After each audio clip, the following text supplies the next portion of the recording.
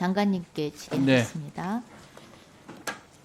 일형 당뇨는 그 영구적인 췌장 기능 손상으로 발병하는 심각한 중증 질환입니다. 소아 청소년 시기에 집중적으로 발생하고 있기 때문에 소아 당뇨라고도 불려지기도 했고요. 의료진 중 일부에서는 채도 부전이라고 불러야 된다라는 주장도 있습니다. 특히 일형 당뇨가 일상생활에 굉장한 제약을 초래하는 장애라고 봐지는데 우리 장관님은 동의하신가요? 예. 네. 뭐 아주 좀 어려운 거라서 제대로 생활하시는 게 힘든 네, 그런 그렇죠. 질병이라고 네. 알고 있습니다. 네. 일형 당뇨로 인한 일상생활의 제약이 사실 상당히 참담한 현실입니다. 음료수 한 모금 먹은 것 때문에 갑자기 혈당이 치솟게 됐을 때 응급실에 실려가는 것은 물론이고 반복되는 고혈당이 시력 손상, 심장, 신장, 신경 등의 합병증부터 회복 불가능한 중복 손상까지 이어지는 게 일형 당뇨입니다. 또 인슐린을 주입했을 때 반대로 혈당이 급격하게 떨어지는 저혈당 쇼크로 인해서 실신이나 경련이 일어나기도 하는 게 일형 당뇨입니다. 일형 당뇨 환자들은 죽지 않기 위해서 점잡을 수 없는 혈당과 매 순간 사투를 벌이고 있습니다. 심지어 아차하는 순간 바로 죽음으로 이어지기도 합니다. 특히 소아 환자들의 케어는 온전히 부모의 몫인데 사진을 좀 보시겠습니다. 많게는 하루에 10번 이상 헐어버린 아이의 살갗에 직접 주사로 인슐린을 투약해야 되고 또한 먹는 음식부터 학교 생활, 잠자고 있는 순간까지도 모두 신경 써야 되기 때문에 365일 24시간 아이를 관찰하면서 함께 해야 됩니다. 사진을 보시면 아이들이 학교에서 급식을 먹기 전 사진을 찍어서 부모님께 보내서 반찬 종류, 먹는 양, 칼로리까지 매번 먹을 때마다 뭘 먹을 때마다 체크를 해줘야 되는 상황이고요. 그래서 모든 아이들이 자유롭게 먹는 학교 급식마저도 마음 편히 마음껏 먹을 수 없는 것이 현실입니다.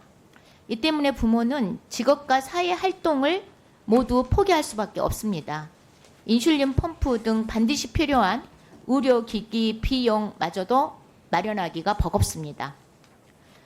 올해 초 보도된 거 자료 보시면 태안 일가족 비극이 이런 문제가 중첩돼서 발생한 사회적 타살이라고 생각됩니다.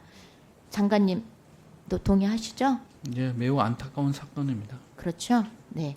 뭐 복지부에서도 태안 사건 이후에 뭐 대책을 또 내놓은 바가 있는 것으로 알고 있습니다. 복지부가 앞으로 더 적극적인 책임감을 갖고 대책 마련과 고민을 좀 해주시면 좋겠습니다. 예, 그렇게 하도록 하겠습니다. 또 일형 당뇨와 부모들은 사회적 편견과도 싸우고 있습니다. 마치 발병의 원인이 부모의 잘못인 것처럼 치부되는 것은 물론이고 보육, 교육, 입시, 취업 등에서도 차별을 겪고 있습니다. PPT를 좀 보시겠습니다. 질병관리청 자료인데요. 최근 3년간 5세에서 9세 환자가 매년 10% 이상 급증하고 있는 추세입니다. 이런 추세와 잇따른 비극을 감안하면 일형 당뇨는 더 이상 개인의 비극으로 치부돼야 될 문제가 아닙니다. 장관님, 예, 동의하시죠? 네,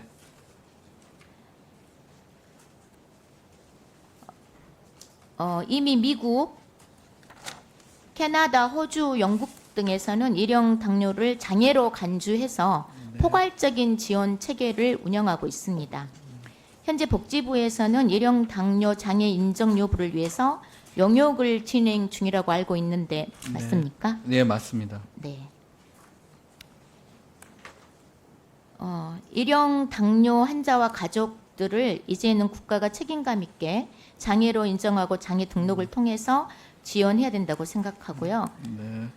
연말이면은 용역이 마무리될 텐데 장애인 복지법 시행령 개정을 통해서 일형 당뇨가 장애로 반드시 인정될 수 있도록 각별히 장관님께서 좀 챙겨주시기 예. 바랍니다. 뭐 아시다시피 현행 네. 그 장애인 인정 기준은 질환별로 정하지 않고 있는데 저희가 이 기준 개선 연구를 해서 그러니까 질환, 그러니까 일형 당뇨도 그렇고 파킨슨병도 그렇습니다. 근데 이런 병들로 인한 신체적, 정신적 기능 제약 정도를 고려해서 네. 장애 인정을 네. 확대하도록 하겠습니다. 네, 네. 확대해 주시고 특히 각별히 일형 당뇨는 용역을 하고 있잖아요. 네. 네, 빠른 시일 내에 추진될 수 있도록 해주시기 바라고요. 제가 오전에 질문했던 거 권익공호 기관 관련 장애인 복지법 개정안에 대해서 잠깐 추가 질의하겠습니다. 장애인 학대 사건이 계속 증가하고 있다고 아까 네. 그런데 지금 현장은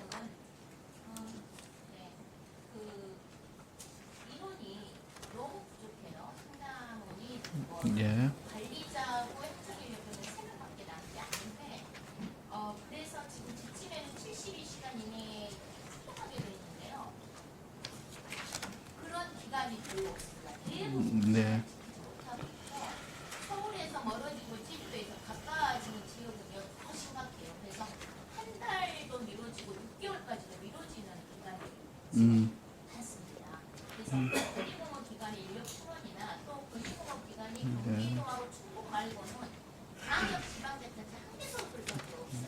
네. 그래서 신규 신설이라든지 이런 좀 계획을 장관님께서 네. 추진해야 되지 않을까 싶습니다. 예.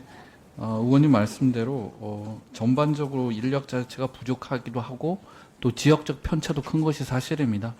보완책을 마련하도록 하겠습니다.